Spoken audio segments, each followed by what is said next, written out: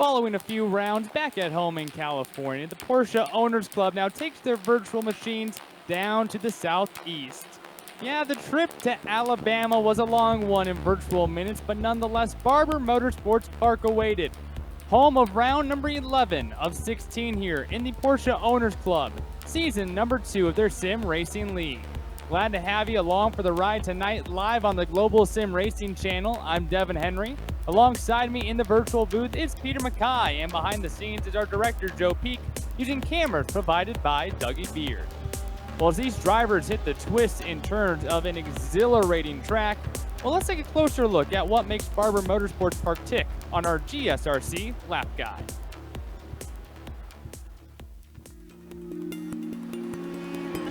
Welcome to Barber Motorsports Park. Located just east of Birmingham, Alabama, this is one of the newer circuits in American road racing. The track was built in 2003 by George Barber to go along with his Barber Vintage Motorsports Museum, which can be seen appropriately from Museum Corner on the track.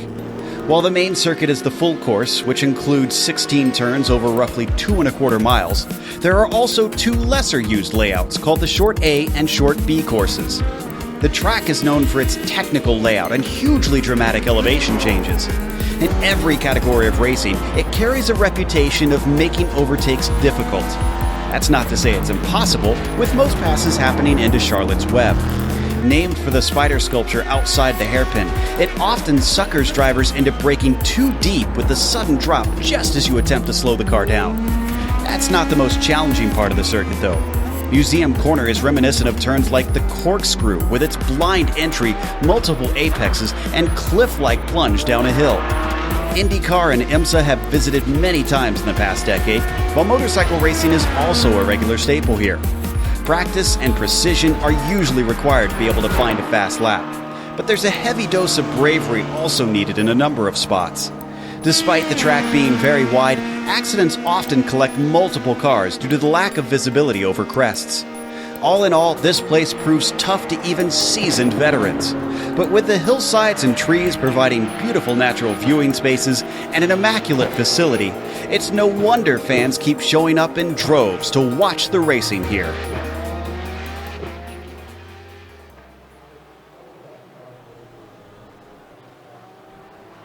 Nearly 2.5 miles of turns that are already tough enough on their own, and add multi-class racing, and we are surely going to have a fun-filled race fest here. Peter, tell us a little bit more about what these drivers have in store for them tonight, especially when the multi-class cars start to come together.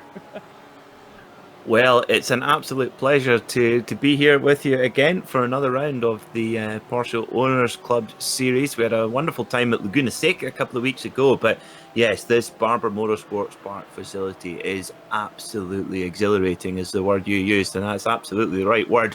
And for this multi-class racing, it's going to be a challenge, because although this track is a wonderful experience to drive or to ride, in the case of the motorcycles that come here, the passing opportunities are few and far between, and that's just in your own class. For the multi-class aspect, getting through the GT4 traffic is going to be tricky for the 911 RSR runners. So it's going to be tough, but I'm sure the guys are going to have a lot of fun driving around this amazing facility.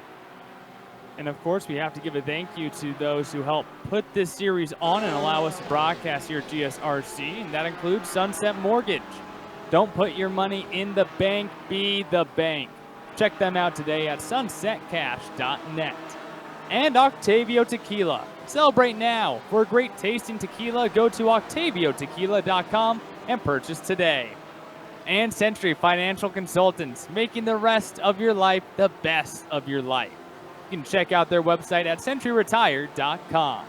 And if you might be interested in advertising with GSRC, our channel's 1 million monthly global impressions, well, they are a great way to get your branding seen by a diverse audience.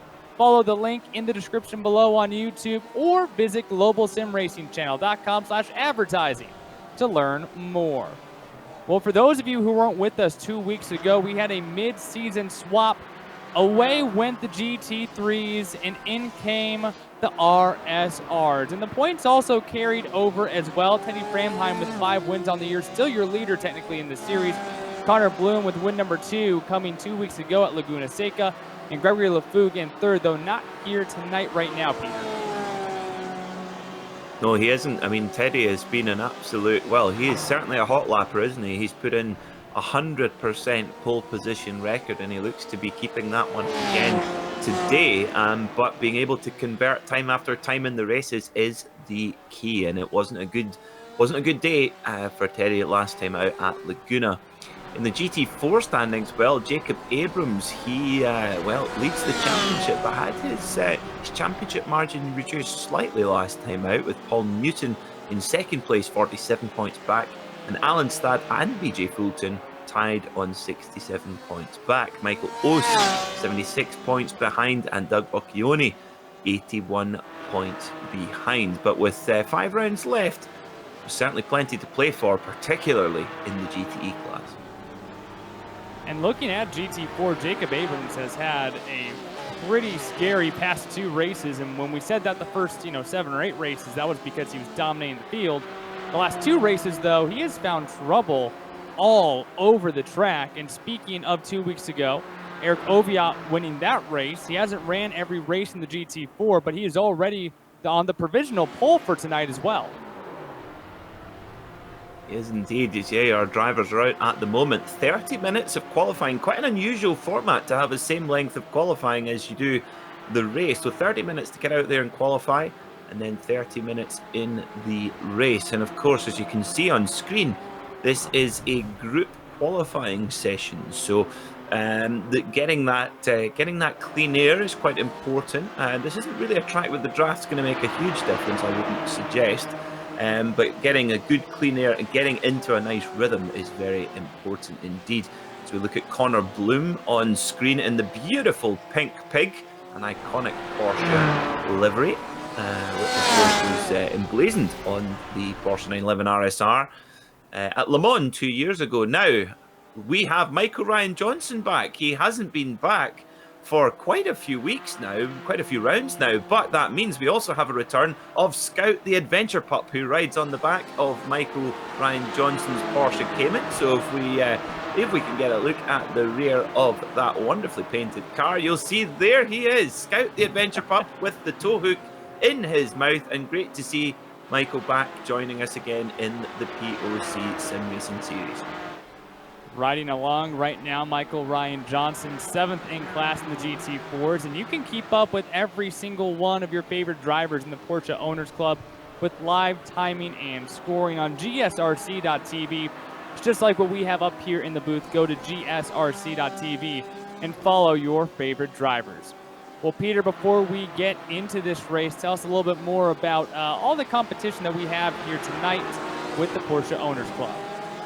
Okay, so we have multi-class racing, 2 different classes, the fastest of which is the GTE class, running the Porsche 991 RSR. So that is the official Porsche factory car, which you'll see running in the IMSA WeatherTech Championship stateside, and also in the World Endurance Championship. Of course, that means the Le Mans 24 hours as well. A very sophisticated machine with 500 horsepower, traction control, and lots of aerodynamic grip. It's a fast race car. The GT4 class, they run the Porsche 718 GT4 MR Club Sport machine, much more production based in its style, anti-lock braking system in that one, and a lot closer to the GT4 road car, which is so popular in the Porsche range. As we said, 30 minutes of open qualifying with all the cars out on track together to set their fastest lap time, and then a 30-minute race, so a bit of a sprint race. And critically, this is very much a big consideration for any competition here in iRacing, is the fact that this is an open setup rather than a fixed setup. So the drivers have complete freedom to tweak and twist their cars to get them just to their liking, and the difference between a car that's set up correctly and not makes all of the difference. So we'll see who's been putting in the setup hours in practice over the last 2 weeks. And how about this gorgeous livery here with Michael Johnson in the RSR with the Octavio Tequila on board there. Always love seeing the home teams, if you will, out on the tracks. And you can see just how aggressive some of these guys get up on those grip strips. I mean, this is a very aggressive feeling track, the way that these guys really pound down on these corners. Well, I mean, this is it's a relatively new facility. It hosts, of course, hosts the IndyCar series and the Moto America Superbike series. And Barber was very much, of course, it was the visionary George Barber who created the track after selling the family dairy business, decided to give back to the community of Birmingham, Alabama, and build this incredible facility, and also to house his world record-breaking motorcycle collection, which is now boasting 1,600 motorcycles in the collection, which lives here at the circuit. But of course, the circuit very much designed around racing motorcycles as well, because the reason for the circuit and the museum being together is the collection is very much a living collection. So all of the bikes can be started up and run at the press of a button and get out onto circuit. So it is focused towards motorbikes, but that gives it a wonderful flow. And like you said, Devin, that aggression, you can really get into a good rhythm here on 2 or 4 wheels.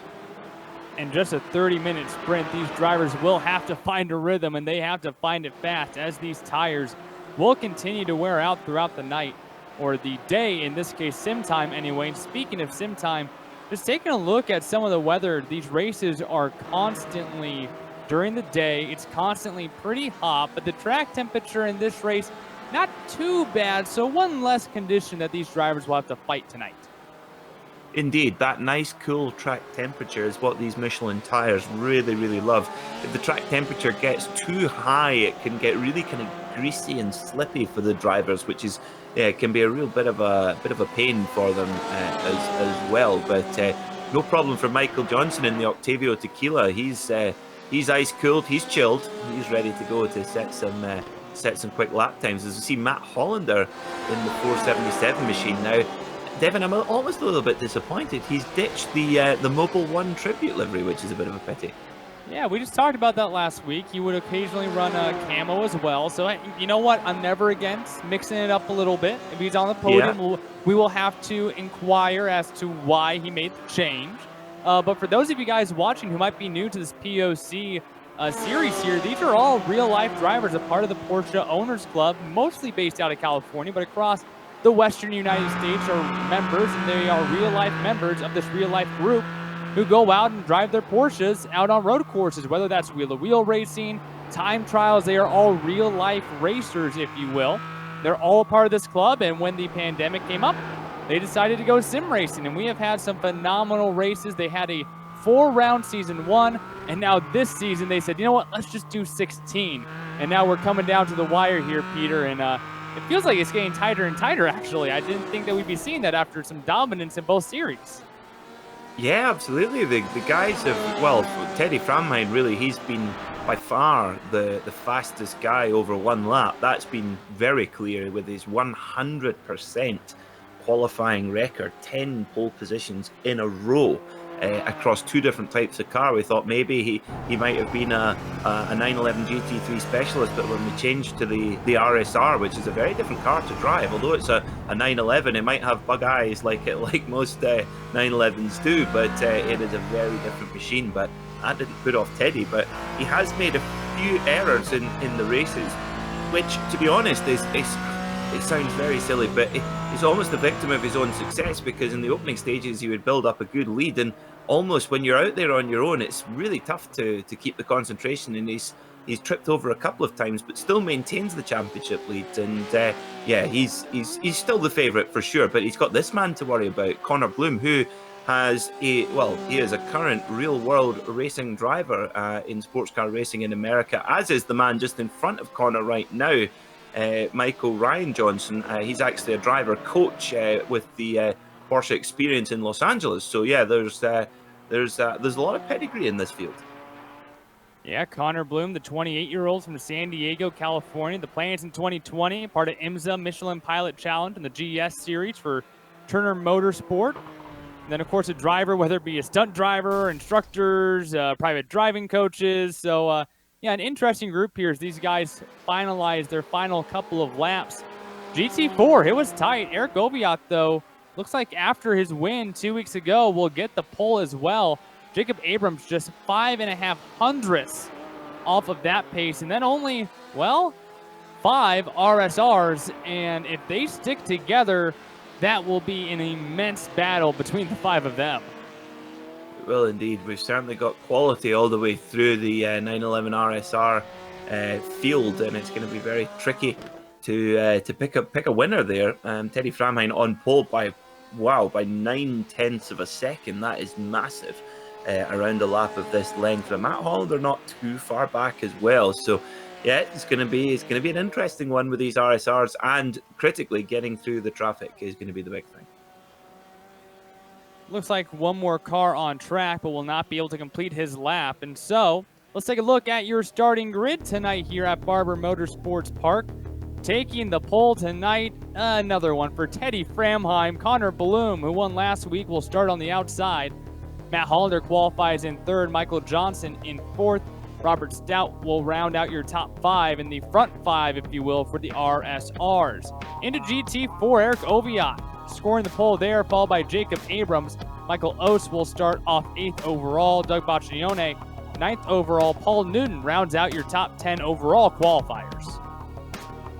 Starting on the 6th row of the grid will be BJ Fulton and Michael Ryan Johnson. Row 7 will be Chad Duncan and Michael Roban. Row 8 will be Alan Stad and John Mommermeyer. Row 9, the POC president Ron Palmer alongside Aaron Edwards. Row 10 will be Mark Rondeau and Jerry Freckleton. I believe we will have 2 more entries, at least Adam Fulton, and then also Jim, whose name I will not pronounce correctly, but if I see him, I will try. We'll round out your 22 car field here at Barber Motorsports Park. Well, 2.38 miles, 3.83 kilometers is the distance of this track. You see the Porsches all lined up, about ready to grid off. Peter, your keys to success tonight to find your way to victory lane here after 30 minutes. Well, I think traffic management is going to be the big thing. It's a really, really important part of multi-class sports car racing, even more so than that outright lap speed. I mean, we saw it at the very highest level of sim racing on Saturday, the Petite Le Mans here on iRacing, and that is, the best drivers in the world on the service.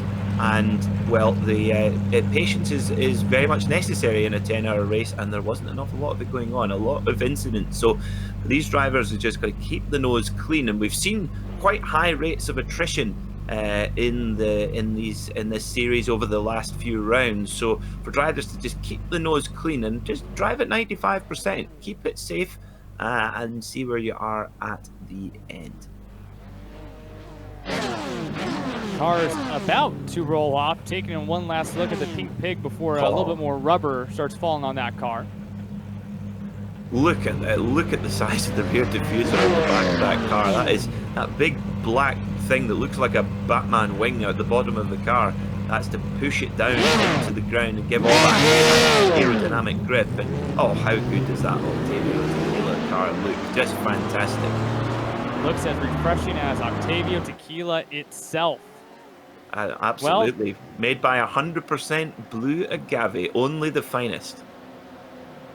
Absolutely, and only the finest when it comes to cars on the track. Teddy Framheim again on pole, the 34-year-old engineer at Apple. Unfortunately for the field, a sim racer of 10 years. In the past few years, he's taken a little bit more seriously, to the dismay and the displeasure, I think, of some of the other drivers in the field, especially for its one-lap qualifying sessions. But Conor Bloom, he won the first race of the season months ago, finally got back into victory lane at Laguna Seca one race ago. A chance for him to get back into this championship hunt. It certainly is. He'll have that racecraft underneath him. That real-world experience is so helpful. And but for Teddy, he's just got to settle into his rhythm. He's definitely got the pace. That's clear from qualifying. As you see the drivers there, if you're wondering why on earth they're wiggling back and forward, that's them trying to generate a little bit of friction, generate a little bit of heat in the tires. Of course, these 911 RSR machines do not have anti-lock braking systems, so on cold tires they can be a little bit sketchy, and it's a short lap here at Barber Motorsports Park, but the pace car setting a good speed for them to follow. and we're nearly ready to go, Devon, as we're getting, you can tell we're nearly ready to go when they're weaving around as furiously as this. Pace speed at 50 miles per hour. It's a widely debated topic on iRacing. Does swerving actually heat up the tires or not? I mean, many people have debated that over many years. And, you know, I think at the very least it doesn't hurt as long as you don't hit the car next to you. That's kind of how I see it. Absolutely, yeah. I've been running a lot recently on the Corvette, and it tells you the tire temperature. And it does seem to make a tiny difference, but tiny is the key word. Well, the Pace Porsche about ready to pull on off. Teddy Framheim, Conor Bloom, front row ready to lead the field to the green flag.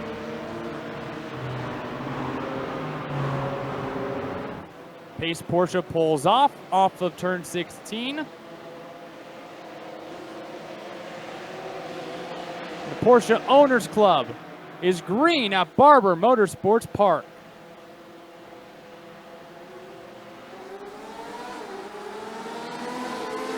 Off they go then, and already we've got, there's a pile up at the back. There's a couple of cars off at the back in the GT4, but so far so good for the GTE machines. And look at that, Conor Bloom has got the jump, Devon. He's managed to get past pole sitter Teddy Framheim. That is key. An incredible overtake to open up this race, and that is exactly what you need to outpace the pole sitter, the guy who typically has the most speed.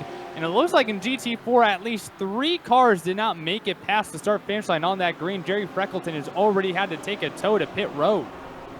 Oh, the start as well, a rolling start to get clipped at that point. Really, really frustrating. But look at Michael Johnson as well in the Octavio Tequila car. He's shot through the field, so yeah, he's hoping to slam his way through into second place, but he's gonna have to really push to keep on to the hot pace of Teddy Framheim. And Conor Bloom, well, tell you what, confidence is everything in any sport, but particularly in motor racing. And Conor Bloom, obviously buoyed by his win last time out at Laguna. Looking back here in GT4, Eric Oviatt already to a decent lead. Jacob Abrams now under attack from Michael Ost here.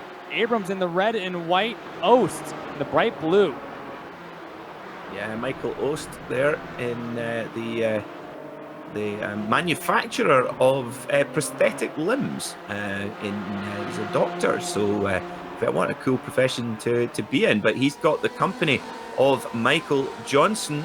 We have 2 Michael Johnsons in the field, neither of which are a former 200-meter record holder, though. Taking a look a little bit further back into the hornet's nest of GT4 right now. Taking a look at Jad Duncan running 8th overall, and he has Porsches in front of him, Porsches behind him, and of course it's difficult to pass, and so sometimes you just have to wait for the guy in front of you to make that costly mistake.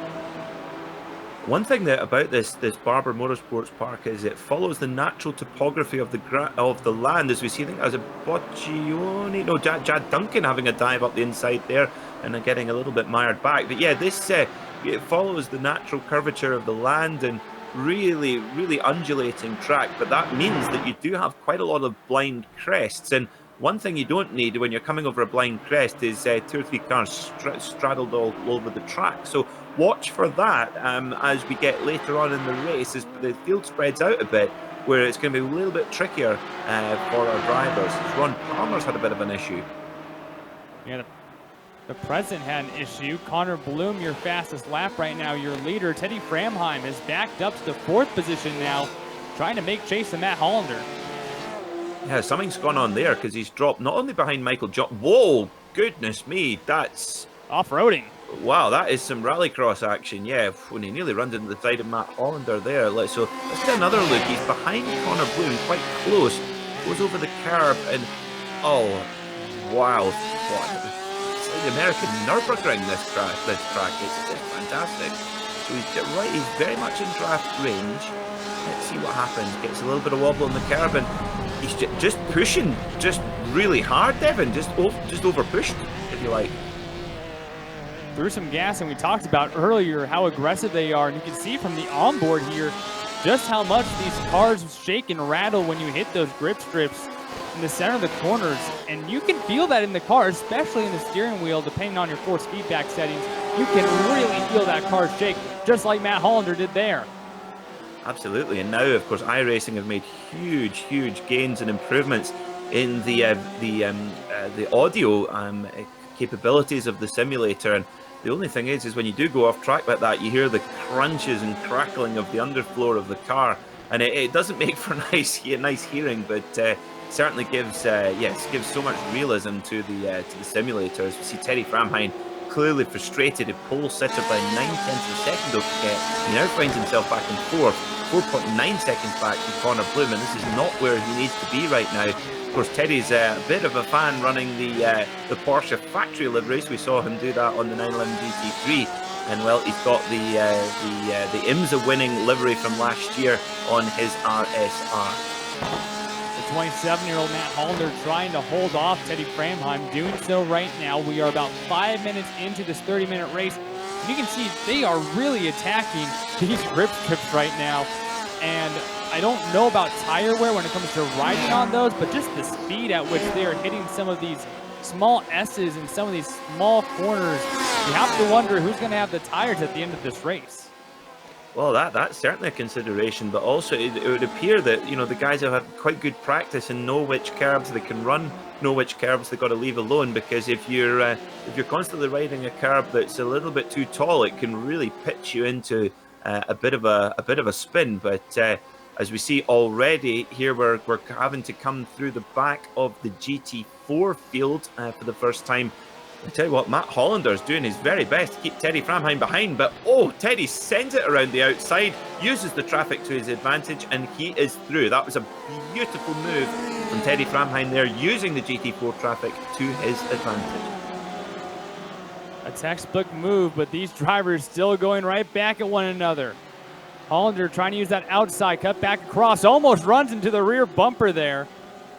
Moving through 6 and towards turn 7 here at Barber Motorsports Park. 3 RSRs battling it out right now for the third position, the final podium spot.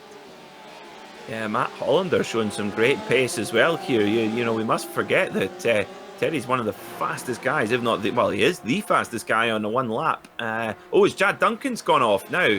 How did that happen? We've got one of the Octavio Tequila cars there. It can't have been at fault. And there's... Gee whiz, there's Ron Palmer going off there too. So Chad Duncan's had a problem. He's following the Pfaff Porsche, the Canadian team. And, now what's going to happen here? He gets a big hit. Do you know what, Devin? I don't think that was the Octavio Tequila's car's fault. How do you call that one? That's a tough one, because especially at the beginning of the race, I mean, braking points are different, right? Yeah. And Chad Duncan's been pretty aggressive throughout this race there, and you saw him there just trying to catch back up there. But yeah, that's a tough one there to swallow if you're the car in front, though. Oh yeah, I mean, if Chad Duncan had an Octavio Tequila livery, well, you know that he would have very much been the victim there. Very much so, very much so. Conor Bloom leading the way right now. Taking a look back here, GT4. Eric Goviat still leading. Abrams, though, has certainly kept pace, and Michael Ost not too far behind. Yeah, this is a brilliant battle, and again, Jacob's been, he's had quite a lot of runaway wins in this class. He's the runaway championship leader right now, but Eric Oviat, it's amazing. Once you get one win under the belt, it just gives you that impetus to crack on and do some more. That winning feeling is addictive, and the more you do it, the easier it becomes. This is a fantastic three-way battle here. Michael Ost getting right in there as well, putting some big pressure on championship leader Jacob Abrams. Brilliant stuff. And just look at these onboard shots, thanks to Dougie Beard. I mean, the undulation of this circle. Look at this. It's like, whoa, going off the end of a cliff, on the brakes, tuck it in, back on the power. Properly challenging circuit. Abrams 7 wins on the season. We mentioned Oviat winning last time the Porsche Owners Club came on out and raced at Laguna Seca. But for him, not really in the points championship. He ran some GT3. Now he's running GT4 after the move to the RSR. So not really in championship hunt. And sometimes that's the best mindset to have. You're not racing for a championship. You're racing for trophies. Absolutely, yeah. You got to. There's something about that racing driver instinct when you know, when you're in the shot for the win, everything just goes blank and you just go for the win. It's Matt Hollander. Look at Matt Hollander in the number 477. Puts a big move, a clean move on Teddy Framheim, and I suspect Teddy would have expected that. So Teddy not able to get into his rhythm today at all. He's already got 5 at that point. Ah, right. So they're side by side then. So Teddy's going for the cutback, but crucially, Matt Hollander has the inside line. They go side by side. Teddy gives him the room. Great racing from these guys. But it just shows you, if Teddy can get out front, you'll not see him for dust. But in the battles, he just gets a little bit hampered. He's kind of got that Jorge Lorenzo syndrome. He's flashing the light saying, get out of the way, get out of the way. That was a close one there. Man, these RSRs, the speed differential is something that these drivers talked about after their debut 2 weeks ago. It is not fun for the GT4s, is the consensus that I believe we had. I think so. I think a lot of that had to do with, I mean, Laguna is just so narrow. It's like driving in a... Oh, Hollander! Hollander's had an issue, and Framheim's gone by, and Stout has also gone by as well. So there we go. We're talking about traffic management. There is a perfect example. But yeah, I think the wider track here at Barber is making a huge difference for the two classes to co-inhabit the racetrack a little bit more happily. Taking a look back here at Matt Hollander. Yeah, it looks like just tapped the grass with those right side tires, and he got away from Teddy Framheim and the rest of the little pack right there too. He was rolling through traffic, but now all the way back into 5th place. Oh, Matt will be so frustrated with himself there, because he was really he'll know exactly what he was doing there. He was beating and like you say, pulling away from the championship leader Teddy Framheim, and he'll be so frustrated at that mistake. And just the tiniest bit of tire onto the grass under the brakes, and you are around like a Ferris wheel. It's just instant. You don't know what's going to happen. As soon as you touch the brake, whoosh, round you go. And that must have been so frustrating. Meanwhile, things are interesting at the front of GT4. Conor Bloom just split your leaders, and Jacob Abrams just took the lead from Eric Oviatt. Oh, well, Conor Bloom will not be Eric Oviatt's best pal right now. Was there a little nudge there? I think another one. It looked like a lot of nudge there. A little, yeah, nudge. Yeah, let's have a little replay then. Let's see how. Oh, there's a spinning. I think that's Ron Palmer hard in the wall in front. Conor gets through, and that just distracts Eric slightly. And Jacob, just look at that round the outside, getting on the power hard and able to make that move stick. Now, this is the question now, Devin. Do you think that Jacob Abrams will now be able to get some air and deploy the superior pace we know he has? Well, this is where you have to show it, obviously, and we know that he's capable of it. So here's another replay on board from Abrams, and you saw Oviatt get out of it real quick, unsure of what that crashing car in front of them were going to do. But I'm impressed there from Abrams, really keeping up the speed on the outside. Oviatt did not have a chance to get up to that left rear quarter panel. No, that was excellent racecraft there from Jacob Abrams, because he clearly saw Conor Bloom coming through in the faster RSR machine, and he went right to the outside because Conor Bloom was going to the inside, and I think Conor Bloom went past Eric Oviatt with not much room to spare, and that was maybe what unsettled him. And then Abrams was just going to go round the outside, but Eric Oviatt is not taking this lying down. He is right on the case of Jacob Abrams. He gets the cut back there, gets a good exit. This is going to go right to the wire. And all the while, look at Michael Ost. He is in a good position as well, because he's close enough to capitalise on any mistakes, but he's far away enough where if they get together, he can swoop by. So Michael Ost, do not count him out for this race win. He is in a good spot there. RSR traffic coming through here in turn 10. You can already see just how one car splits him up, and Stout is off course, and he can't control it. He almost had it back straight again, but major impact there with the wall. Oof, that was a big one, wasn't it? Wow. So we're coming through this little switchback section here. You're right, left, right. Oh, goodness me, that is like it's almost like a corkscrew kind of corner there. as well. Robert Stout coming up behind Michael Ost. This is what the traffic management's all about. He just gets unsettled.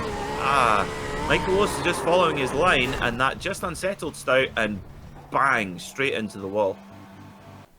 Boy, I love the rear view camera. Not helpful in this case, but I do thoroughly enjoy those in these RSRs. Sounds Back good. up front, though, but yeah, as you mentioned, Michael Ost, he is in the catbird seat, really, because these two up front, Abrams and Oviatt, keep going at it. And if anything does happen, like we saw Abrams late in the race, the past 2 races have issues, Ost is right there to capitalize. Absolutely. So we're going to have a look back at the battle for P5. Alan Stad battling away hard here, trying to maintain that 5th position. But Bocchioni looking to go by there. He does in the, well, we call that the Kermit the Frog machine. The Porsche Cayman. Yes, and that Kermit the Frog machine took the win at WeatherTech Raceway about a month ago. Right now in the 5th position, though, as these guys continue to battle it out. Someone missed a corner there. Alan Stad went straight on there, had to just straight line it over the grass, and that allowed Fulton by in the 277 machine. So let's have a look at that. He gives gives Kermit a nudge. That was very impolite. And then they go, so they get back, but Bocchioni, he's away. He's got that little bit of a gap. And what happens here? Did he get a help from Fulton? Yes, he did.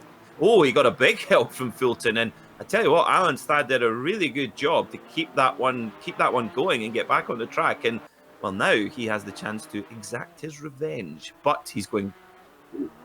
Yeah, Fulton just went off track. I'm not sure if he got any help either, but Fulton just took an extracurricular activity off in the grass. Here's a replay. Uh-oh. By revenge, I meant overtake, not... Oh dear. Okie dokie. Okie dokie. That just maybe just lost his breaking point there, perhaps. Well, there will be conversation about that we won't be quite a part of. But anyway, moving back up into the front of GT4, it's still these 3.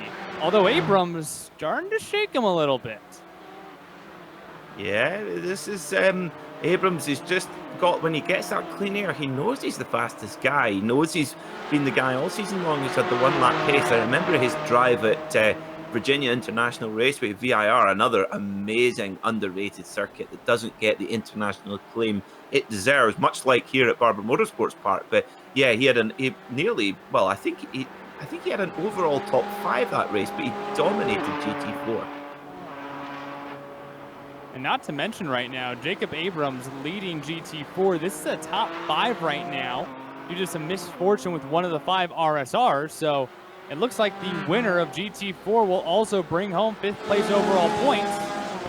So that would be a nice little bonus here. Taking a look at the RSRs, battle for second here between Michael Johnson and Teddy Framheim is caught all the way up. Last time we checked on these guys, Framheim was about 3 or 4 seconds behind. Yeah, this is not done. And you look at Teddy Framheim's fastest lap of his race is a 118.6. Conor Bloom's best is a 119.3, as is the case for Michael Johnson. So this is all about, if Teddy Framheim still has a chance to win this race, no mistake about that. But he needs to get past Michael Johnson in a hurry. But Michael's very experienced as well, so he's not going to give this one up in a hurry. But Teddy's definitely got the speed underneath that car. But here at Barber, trying to pass is so tricky. It's the most amazing circuit to drive, but getting those passes done is not easy at all. Coming through turn 1 right here. Almost 18 minutes down, just over 12 minutes remaining, and here comes Framheim, wanting to peek the nose in. Didn't quite have enough, though, and we mentioned so few passing zones here. Watching the top, the Teddy Framheim 106 RSR. Yep, this is I love this view as well from the where the bobblehead would be on the dashboard, I suppose, if you had such a thing in the RSR, chasing down Michael Johnson in the Octavio Tequila machine. So you got to think that, well, this is got to be making Teddy Framheim very thirsty. He says, you know what, when I get this race done, I'm going to pour myself a nice cool glass of a small batch 100% blue agave tequila. Continuing to rage on here through the middle of the course. Framheim started on pole. He found his own issues, now trying to fight his way back up, staying in third. Conor Bloom about 3.5 seconds in front of this battle for the second position here.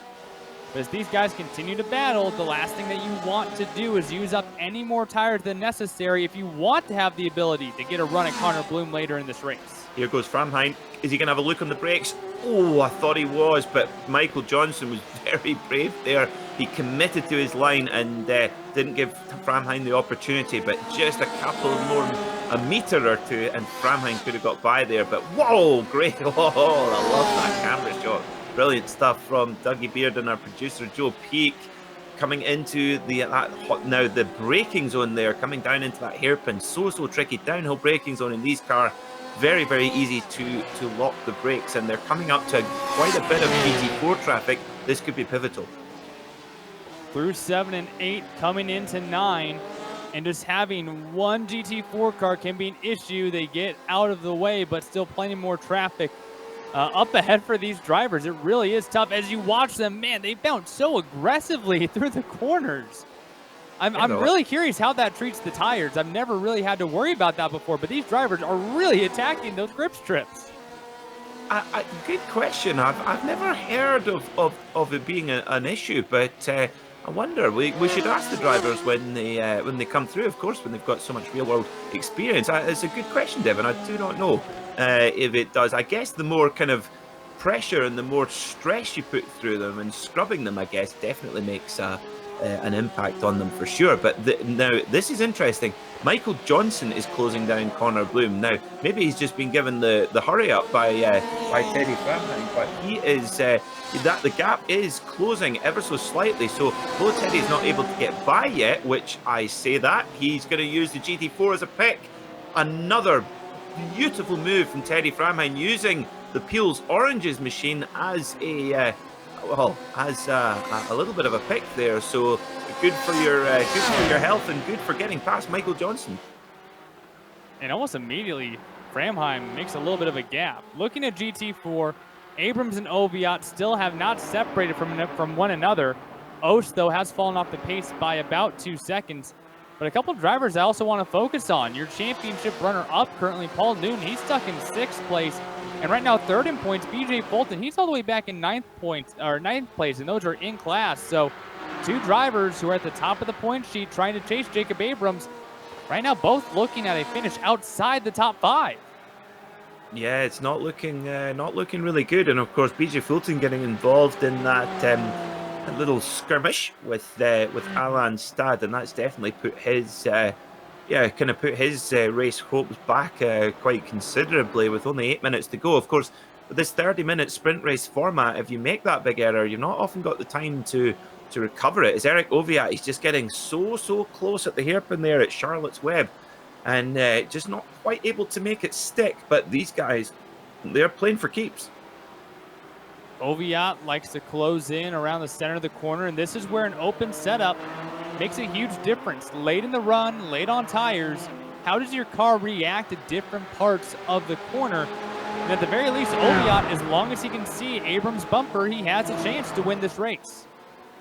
Yep, absolutely. And he's just got to be there filling the mirrors all the time, just keeping that pressure on, because you want the guy in front of you to be looking in his mirrors. You don't want him to be looking ahead, because if he's looking ahead, he's going to go quick. So you just got to, sometimes you can just maneuver your car around on the straights and just try to fill one mirror and then another.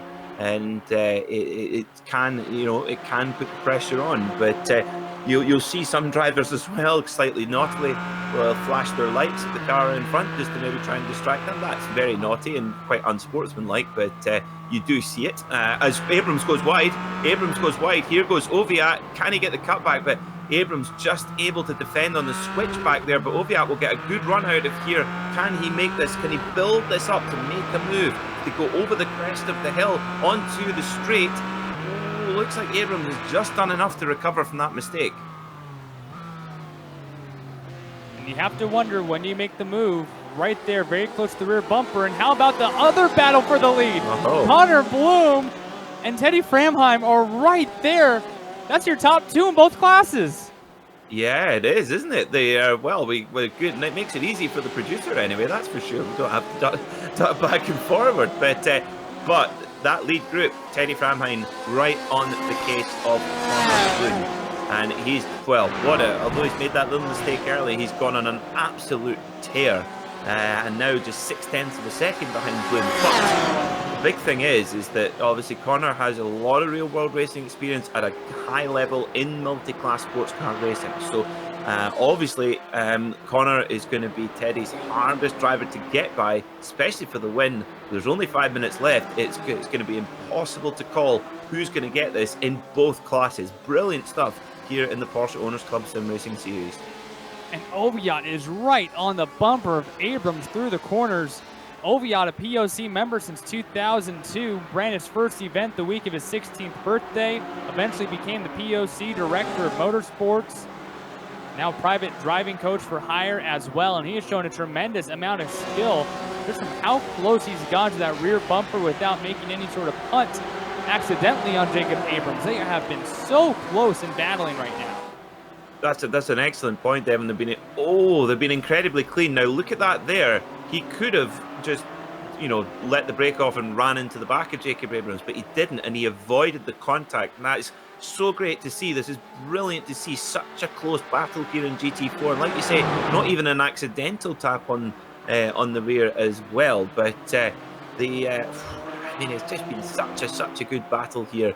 Now with Michael Ost, where is Michael Ost? He seems to have dropped back, has he? Ost is back 11th in class. So what's happened to him? He's obviously had an incident somewhere, or have I forgotten one? My apologies if I have. But he was obviously right in there. I thought Oviatt was going to have a tuck in there, but he's really pressuring him now. This is so close. Oviatt right on the rear bumper, and then the differential in RSR right now is down to 0.2.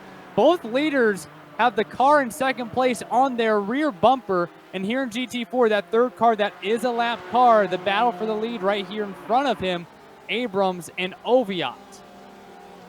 This is brilliant stuff here at Barber Motorsports Park. And Oviatt sticks it up the inside. That's a big send. Oh my word. And Abrams spins. Abrams is in the kitty litter. Oh no, that is... and now that is RSR. such a shame. Okay. This might be another pass for the lead. Framheim looking to the outside of Conor Bloom. This is fine. Lock up from Bloom. Lock up from Bloom. You see that little puff of smoke? That is not him smoking a cigarette out the window. That is a little bit of a lock up on the brake, and that will unsettle Bloom slightly, and that will motivate Framheim as they tear down towards the end of the lap. This is going to go right down to the wire. They're coming up against some traffic. It's the GT4, it's the Octavio Tequila GT4 machine up ahead, who gives plenty of distance. Good respect from the Octavio Tequila driver there, as you would expect. Abrams is back on track to not lose another position. He is second right now in GT4, but Oviatt is clear and free on his way, trying to get this victory. Still 3 minutes to go, though, to settle this RSR victory. Bloom and Framheim only separated by less than 0.4 that time by the line, and now more traffic coming up. Well, here are two more pieces on the chessboard of the lap. Traffic is... Oh my word. Gee, Conor Bloom goes defensive into the hairpin. Can Framheim have a look for the switchback? He goes to look around the outside. He really does it well in the Ayrton Senna line. Wow. And he gets the cutback. Look at this. He's going to get a run on Conor Bloom. He's all over the man in the Pink Pig RSR. This is absolutely spectacular stuff. But Devin, the way they cut through that GT4 traffic was just exceptional. Really some remarkable driving there, and more than likely they will see more GT4 traffic. Just because you don't see it in front of them right now doesn't mean that they won't be on their way with the speed differential between these two cars. Framheim kind of been running a little bit higher on corner entry, trying to get that speed on exit. And again, the big difference having open setups, these two cars running very differently right now in these closing laps. 2 minutes to go in this race. Yeah, who is going to take this one? And isn't this great? This is two Porsche factory liveries. The modern 2019 IMSA championship winning livery for Framheim, and the Pink Pig for Conor Bloom. This is impossible to call. Brilliant respect from both drivers. Framheim is all over the back of Bloom, but Bloom is defending very, very well and fairly. This is fantastic to watch as they head down towards Charlotte's Web once more. Bloom goes defensive. Is Framheim going to get the pick? Can he get the pick? No, Bloom's going to get the pick. He's going to use BJ Fulton as a pick. Framheim has to just check up slightly, and that is, whoa, that could have gone either way. And for Fulton, that is a wild situation to be in when you got two SRs. Go! Conor Bloom off the track. Framheim follows him. Bloom now locking it up. Framheim with a run off the corner here. Oh, they are playing for keeps. I wonder if will. Oh, Framheim's got. Oh my! What a miraculous save! Wow, what car control there! That was a huge oversteer moment, and that looked huge. Out! Oh, that is a full send mode. Wow, Whoa. full send. Oh wow, that. So I wondered about that. Conor Bloom serving a slowdown penalty for missing the chicane, but here comes another Alan Stad in the GT4 car. Can Conor Bloom do anything about this? Teddy Framheim has got those critical 2 or 3 car lengths that he needs, and this could be pivotal as they take the white flag. Final lap, Framheim. That was the first lap that he led after qualifying on the pole. And now Bloom only has a few more corners to go, about 13 corners to make a difference and try to catch back up to Framheim.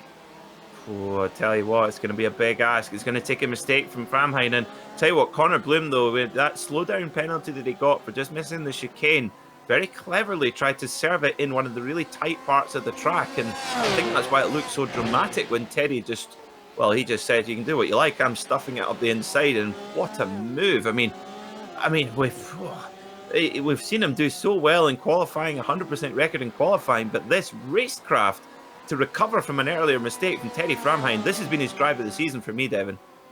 An absolutely incredible bout through that turn 13. That was miraculous. And now Conor Bloom spins around behind him. Oh, and that'll allow Michael Johnson to go by in the Octavio Tequila car. There he goes. So that'll be best result of the season for Michael Johnson if he can get it to the end. Oh, Conor Bloom thrown. Off of the final corner, win number 6 on the season. Teddy Framheim takes the win at Barber Motorsports Park after an exhilarating battle for the win. And it looks like for the second position, Bloom not able to get back on track, so it looks like Michael Johnson will take P2, and it looks like Hollander will end up here on the podium. Looks like he's going to, yeah. Whoa, onto the grass. As long as he gets there. That will have grabbed his attention. He goes under the flag stand then. So, who's going to take this one in GT4? Eric Oviatt, well, he's got that 8-second advantage, but I suspect that Mr. Oviatt and Mr. Abrams are going to have a little bit of a discussion about that opening corner incident a couple of laps ago. Yeah, an interesting battle there for the lead, but nonetheless through turn 15 and up towards turn 16. Nonetheless, regardless of how he made it happen, back-to-back victories for Eric Oviatt in GT4. He wins at Barber Motorsports Park as they spin out behind him. Oh, I think that was the Kermit the Frog car. I think it might have been Boccioni there. But he was battling for 4th there, and it looks like he lost that 4th position to Paul Newton. Oh, no. I need to work on my Kermit the Frog impression for next time. Well, an exhilarating finish in both classes. We will come back, give you your entire finishing order, and we'll be talking to these drivers who went and made some pretty incredible moves in a few different ways. So be sure to stick around. We'll talk to all of them and go through your running order when we come back here to the virtual Barber Motorsports Park on GSRC.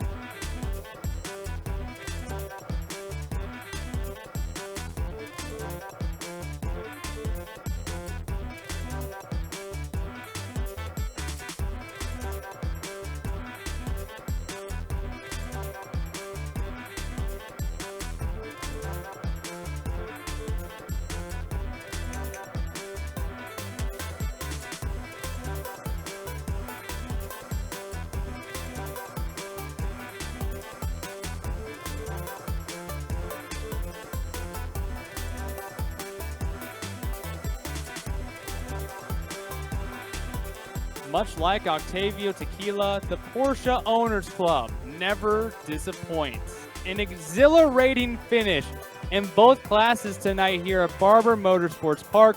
We'll take a look here through your entire finishing order. Teddy Framheim taking victory after a heavyweight bout for the win there on the final 2 laps. Michael Johnston brings home his machine in 18th. Matt Hollander ends up on the podium after Conor Bloom's last lap spin to send him from 2nd place to settle for a 4th place position. Speaking of late race, just ridiculousness, that should be a new iRacing series. Eric Oviatt ends up with a top 5, taking the win in GT4. Jacob Abrams brings it home 2nd in class. Michael Ryan Johnson, he will be on the podium in GT4. Doug Boccioni, even though we believe he spun there coming off at 16, he will still end up 4th in class. Paul Newton finishes 9th overall, and Alan Stad rounds out your top 10 overall finishers. In 11th was BJ Fulton after that little incident with Alan Stad, followed by Michael Roban, Mark Rondeau, and Michael Ost. Chad Duncan was 15th, followed by Aaron Edwards, Jerry Freckleton, John Mobermeyer, and the former American Honda motorcycle racer and president of the POC, Ron Palmer, with 19th. Adam Fulton was 20th, with Robert Stout and Jim Garamani in 22nd. Well, now it's time to go through your podium finishers in both RSR and in GT4. And the first one to chat with is your winner overall, Teddy Framheim. Take me through those last 2 laps. That was an intense battle. Hey guys, felt like the last 27 minutes of the race was really intense for me. Yeah, I mean, toward the end, I need to go back and look what happened. Conor really slowed up. I'm not sure if he had to serve a penalty or something like that. And the only option I had was to dive up the inside or we were going to hit each other. So we'll have to take a look at that after the race. But yeah, it was a great battle with Conor. It was a great battle with Michael and Matt before that. It was good to get in there and race wheel to wheel with some of the guys. Yeah, what it looked like was going through turn 8 when both of you guys had an extracurricular field trip through the grass, although Conor more so. It looked like he had a slowdown penalty, and it looked like that might have been where he was trying to serve that. But we were just taking a look at another spot where you went on an off-roading trip in your Porsche. You started on pole, fell back a little bit, made your way trekking all the way up to the front. What was the emotions like in the cockpit? You mentioned 27 minutes of just exhilaration. You went to the back, came back up front. How in the world do you manage your car when you're trying to run through other Porsches like that? Well, the thing is, I had a lot of practice driving on a clear track, driving around 718s, the GT4s, I should say. And this is going to sound, I don't want to be a jerk or anything, but I didn't have much practice following other RSRs. So the moment I got stuck behind Conor after turn 1, my reference points were gone. The car is huge. It's relatively small in the grand scheme of things, but when you're right behind one, all the aero, the wide stance, I couldn't see the braking markers, anything like that. But then once that wasn't the case, I was able to settle back in, just kind of calm down a little bit. And the fact that I could still see Michael and then Conor ahead of me gave me some motivation to keep pushing. Well, you certainly put on a show for win number 6 on the season. Who do you have to thank for coming up to the top step of the podium here again tonight? It's the usual. Thank you guys at GSRC for putting these on. My wife is in the bedroom watching right now.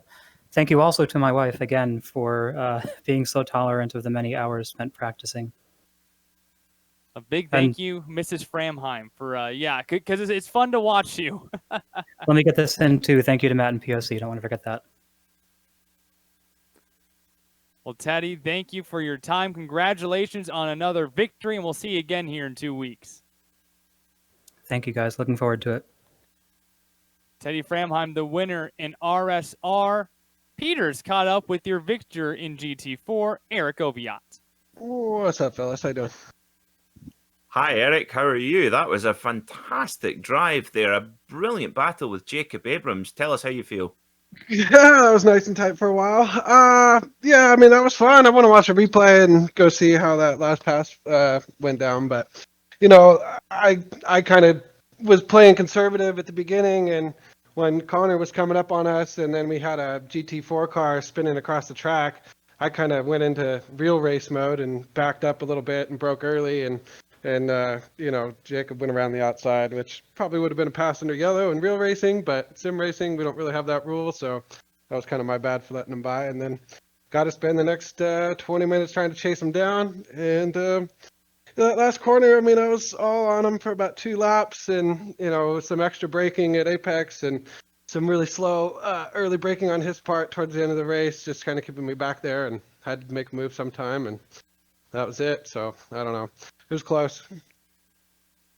And when were you always planning to line up the move into turn one? Was that one of the kind of key spots to get through in one of these GT4 cars? You know, not really. That's not where I had hoped to make one, because you end up understeering out wide on the exit anyway. So probably not the best spot, but the opportunity was there and went for it. I had ideas in 2 other places to make a pass, but he was blocking one of them pretty good by over braking and hugging the inside. So that one was ruled out.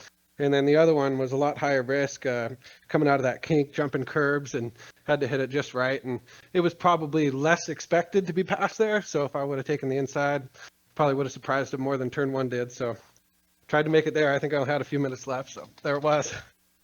Well, it certainly stuck. And of course, Barber Motorsports Park is not a circuit that people outside of the US will be overly familiar with, but it is the most extraordinary layout. Do you enjoy driving around here?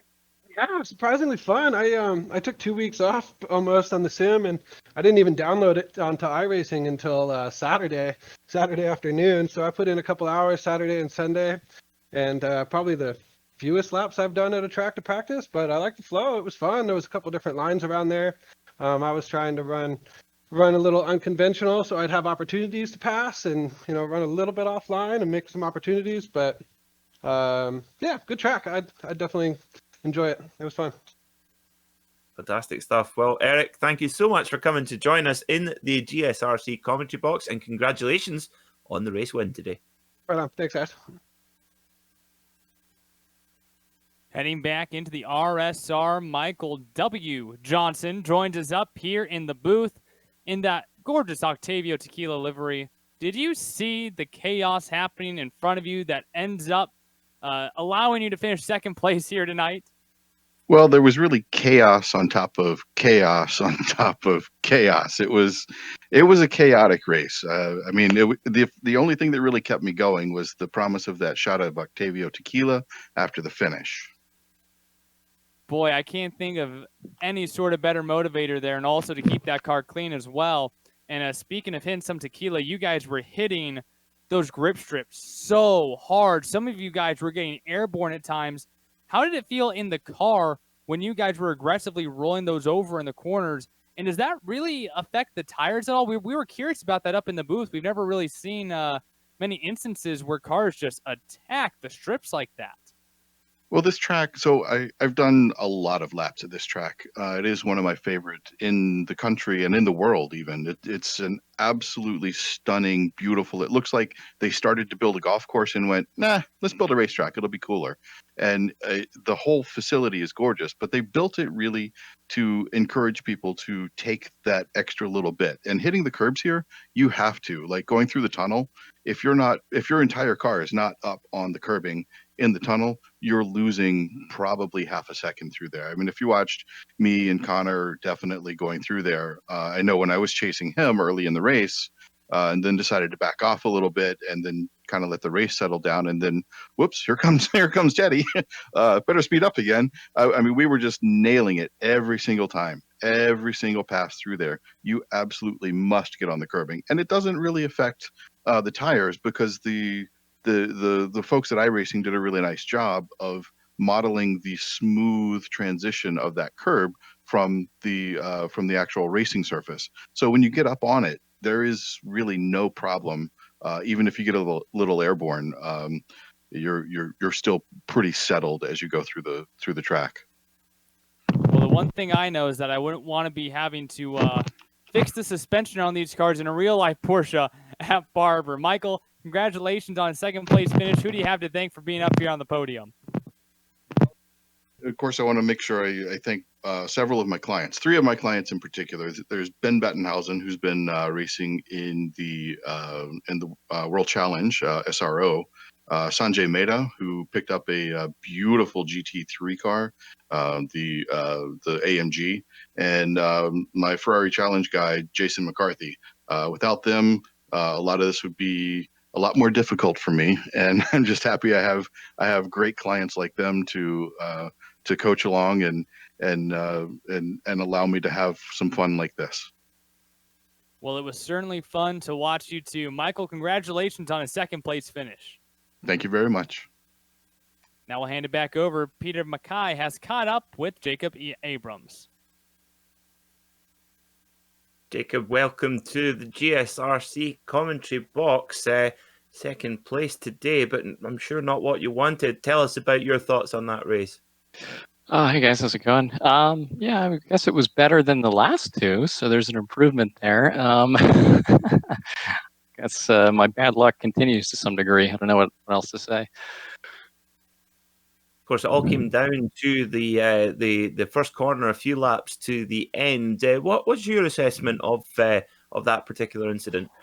It's hard to really say for sure until I watch the replay, but I don't want to just outright blame Eric. And at the same vein, I'm not really sure if it was purely a racing incident either. But from what I could see, he basically didn't get alongside me in the braking zone. He sort of a little bit of a dive bomb, and I saw him kind of making that move late, and I tried to give him a little bit of space, but we hit each other, and he got out okay, and I didn't, and so it sort of is what it is.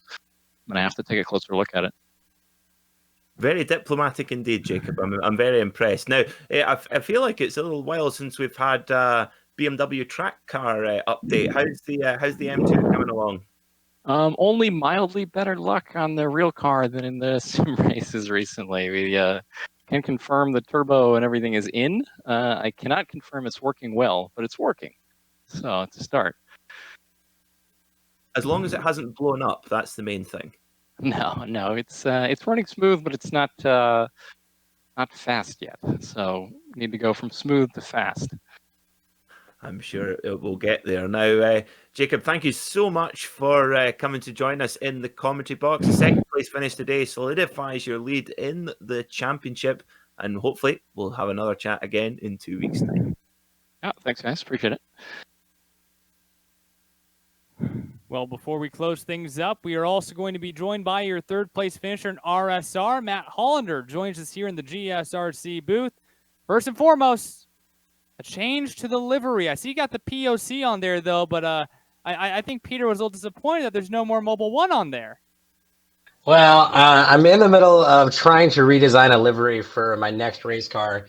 I actually sold my spec Boxster that had the camo livery on it, so it was time to kind of change it up. So I'm just trying some different ideas and seeing what it might look like and playing around with it. Hey, well, it's a good way to practice here in the sim, just like you do racing inside the car as well. But today you were just pretty solid, pretty consistent, able to bring home a top 3 finish. How did this track treat you here tonight? Obviously, pretty thin. It's tough when you get into the grass sometimes, and you had a couple of off-track incidents, which I think we just accidentally showed on the stream as well just now. Well, I think at the end of the day, I didn't have a whole lot of time to practice for this race. I was out at Spring Mountain up in Pahrump, Nevada racing this weekend and was busy all last week. So I really didn't put in but maybe a half hour's worth of practice. So I was just trying to figure out the track while I was out there trying to put something together. So it, at the end of the day, it worked out for me. But man, that grass is pretty interesting. You just barely kiss it, it'll kind of send you sideways. But luckily, I was able to get away from that incident. Other than Teddy passing me, I just barely grazed the wall, so it really didn't cause any damage to the car. And able to bring it home in third place on the podium. Who do you have to thank for bringing it home third tonight? Of course, I want to thank my parents for continuing to support me doing all this. Century Financial Consultants, my shop, the Speed Gallery, and of course the Porsche Owners Club, and all the drivers that come out and keep making this series a success. Yeah, it certainly has been, and it has certainly been a lot of fun to watch. Matt, congratulations on a third-place finish. Thanks, guys. Well, Peter, another one just exciting throughout the race. I don't know how they do it, but every single race at the end, they always got that lots of excitement that you have that build-up for 30 minutes, and boom, there it is. Absolutely. Like you say, just like Octavio Tequila, it never disappoints the racing here in the Porsche Owners Club. And I tell you what, it also didn't disappoint this wonderful Barber Motorsports Park. George Barber, we salute you, sir, because you have created an amazing facility here, and it's an absolute pleasure to have it here in the sim. And I tell you what, I cannot wait to get there someday to see his amazing collection of motorcycles and hopefully get out on the circuit as well. And coming up next will be the longest race of the season, a 60-minute race at Auto Club Speedway. Peter, what are you expecting there? I mean, this is kind of the home track of the POC almost. So there won't be many excuses then. Well, that's going to be really, really exciting to see how they get on. Hopefully have a couple more of the RSR runners as well. But yeah, it's all starting to bubble up nicely, and maybe seeing a little bit of I think we might see a little bit of a rivalry appear between Conor Bloom and Teddy Framheim, because they are really, really close for the championship. And it will be a fun one to watch. Well, thank you for watching here tonight, and thank you to the sponsors who help out this series and allow them to race. They include Sunset Mortgage, Octavio Tequila, and Century Financial Consultants. And of course, thank you to the organizer, the Porsche Owners Club, and thank you as well for putting on a good show. And if you are interested in advertising with GSRC, our channel's 1 million monthly global impressions are a great way to get your branding seen by a diverse audience. Follow the link in the description below on YouTube, or visit globalsimracingchannel.com/advertising to learn more. And thanks to the companies that provide the software and the hardware for our broadcast listed right here on your screen. And an additional thanks to June Lalonde, who provides our wonderful music. See the screen for how to get a hold of more of her great work. Thanks to the team today, Peter and producer Joe Peak, and we mentioned a few times Dougie Beard with the great cameras. And if you would like to find out more about GSRC, including upcoming races, you can find it at globalsimracingchannel.com. Or you can check out our social media on Twitter at GSR Channel, on Facebook at Global Sim Racing Channel, and Instagram at GSRC_Graham. And if you would like to support the channel, go check out our merchandise store at gsrc.storeenvy.com. The link is in the description below. And don't forget to head on over to our YouTube page. Hit that big red subscribe button so you never miss a moment here on the Global Sim Racing Channel.